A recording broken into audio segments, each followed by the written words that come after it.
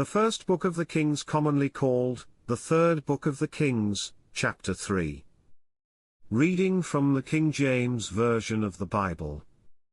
And Solomon made affinity with Pharaoh king of Egypt, and took Pharaoh's daughter, and brought her into the city of David, until he had made an end of building his own house, and the house of the Lord, and the wall of Jerusalem round about. Only the people sacrificed in high places, because there was no house built unto the name of the Lord, until those days. And Solomon loved the Lord, walking in the statutes of David his father, only he sacrificed and burnt incense in high places. And the king went to Gibeon to sacrifice there, for that was the great high place. 1,000 burnt offerings did Solomon offer upon that altar. In Gibeon the Lord appeared to Solomon in a dream by night, and God said, Ask what I shall give thee. And Solomon said, Thou hast showed unto thy servant David my father great mercy, according as he walked before thee in truth, and in righteousness, and in uprightness of heart with thee, and thou hast kept for him this great kindness, that thou hast given him a son to sit on his throne, as it is this day. And now, O Lord my God, thou hast made thy servant king instead of David my father, and I am but a little child, I know not how to go out or come in. And thy servant is in the midst of thy people which thou hast chosen, a great people, that cannot be numbered nor counted for multitude.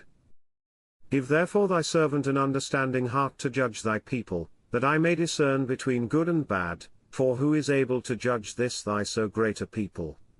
And the speech pleased the Lord, that Solomon had asked this thing. And God said unto him, Because thou hast asked this thing, and hast not asked for thyself long life, neither hast asked riches for thyself, nor hast asked the life of thine enemies, but hast asked for thyself understanding to discern judgment, behold, I have done according to thy words. Lo, I have given thee a wise and an understanding heart, so that there was none like thee before thee, neither after thee shall any arise like unto thee. And I have also given thee that which thou hast not asked, both riches, and honor, so that there shall not be any among the kings like unto thee all thy days. And if thou wilt walk in my ways, to keep my statutes and my commandments, as thy father David did walk, then I will lengthen thy days. And Solomon awoke, and, behold, it was a dream. And he came to Jerusalem, and stood before the ark of the covenant of the Lord, and offered up burnt offerings, and offered peace offerings, and made a feast to all his servants. Then came there 2 women, that were harlots, unto the king, and stood before him. And the one woman said, O my lord, I and this woman dwell in one house, and I was delivered of a child with her in the house. And it came to pass the 3rd day after that I was delivered, that this woman was delivered also, and we were together, there was no stranger with us in the house, save we 2 in the house.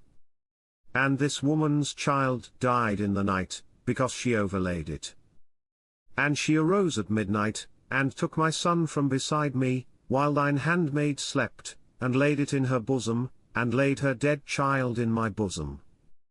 And when I rose in the morning to give my child suck, behold, it was dead, but when I had considered it in the morning, behold, it was not my son, which I did bear. And the other woman said, Nay, but the living is my son, and the dead is thy son.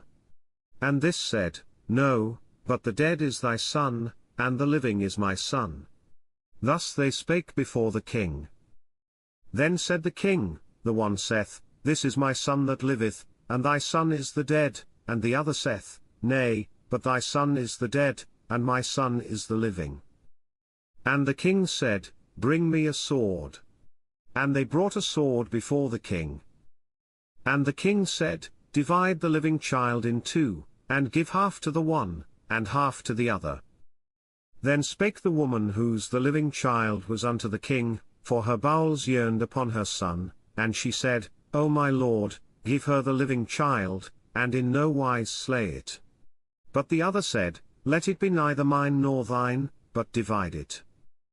Then the king answered and said, Give her the living child, and in no wise slay it, she is the mother thereof.